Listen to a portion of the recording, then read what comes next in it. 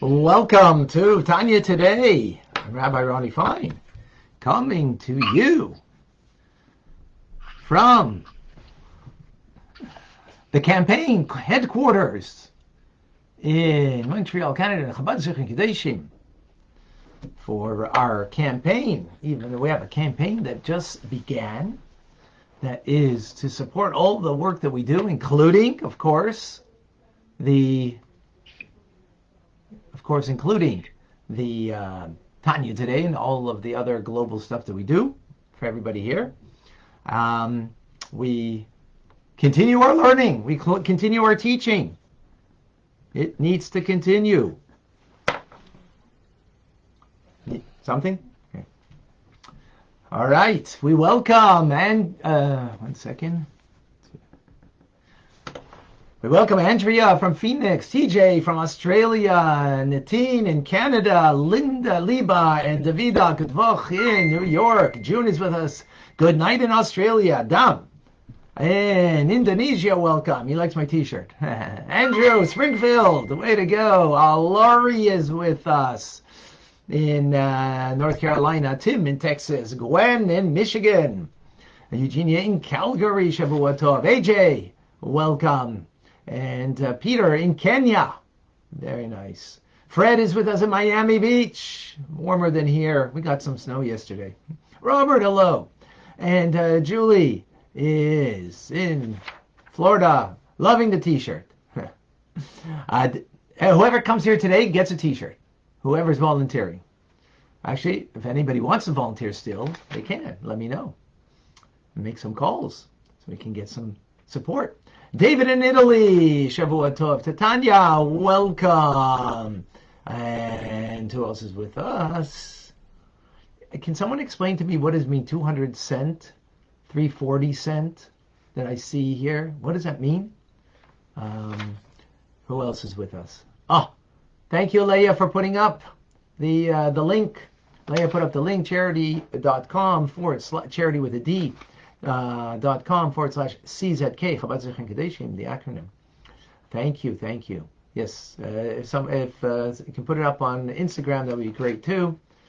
Who else do we have? We have Rut, we have Hadassah with us, we have Igor in Alabama, Heather in Norwood, Connecticut. Stars sent. Okay, what does that mean? Okay. Thank you. We have Benny in Seattle, Yantitela Benta, Michelle, and Robert Acoy in Peru, Chaya. We have Batya and Tim, Luz, Michelle, Eliana, Arena, Adam, Yvette, Selena, and Mike. All right, folks.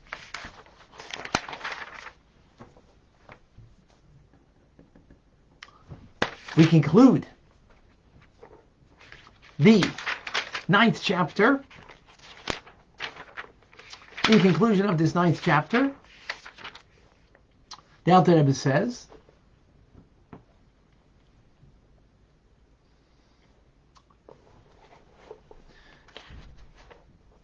we spoke about the battle that ensues.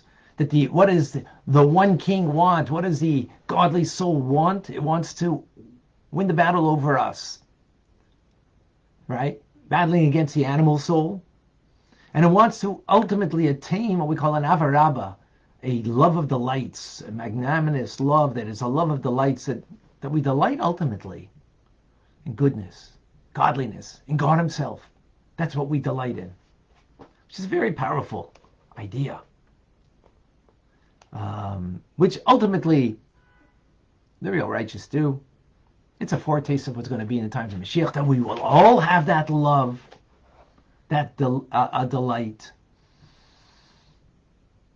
Which means that transforming the element of water of the animal soul that has just looking for its own pleasure seeking, to transform it, that what you delighted is that of the Spirit, that of God, goodness. A love of God. That's what it means. This is the divine soul's what it really wants ultimately to accomplish, right? That all of our emotions should be towards goodness and godliness. That's in our emotions. That should be also in our speech. In our speech, that should be. In other words, we're only speaking positive, good things that are inspired by the divine soul. And what does, on the other hand, what is the animal soul want? You know what it wants? The opposite.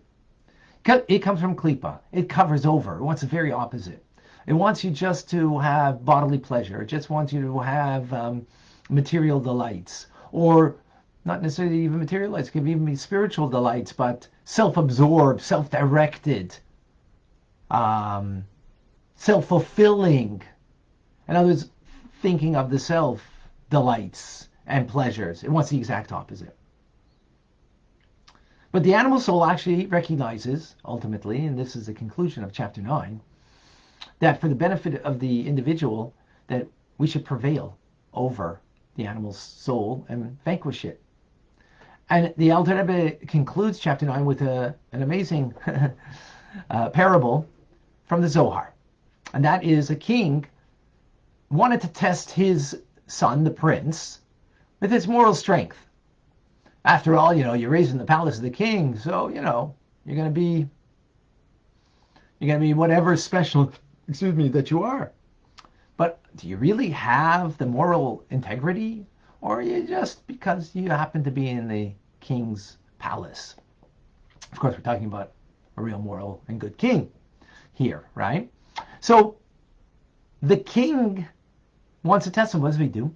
So he hires a charming, clever woman to seduce him, to seduce the crown prince. And she should use all of her charm, all of her guile.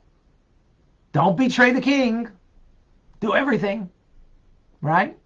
Because if you betray, then you're not fulfilling you fail your mission, right? This woman of charm, of seduction. And inwardly, though, what does she want?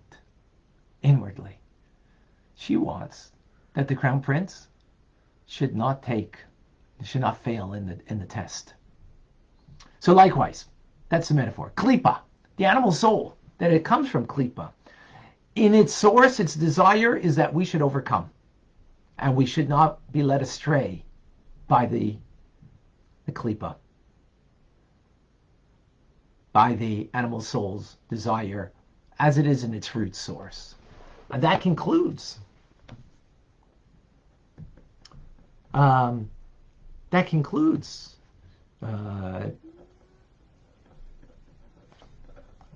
the chapter 9.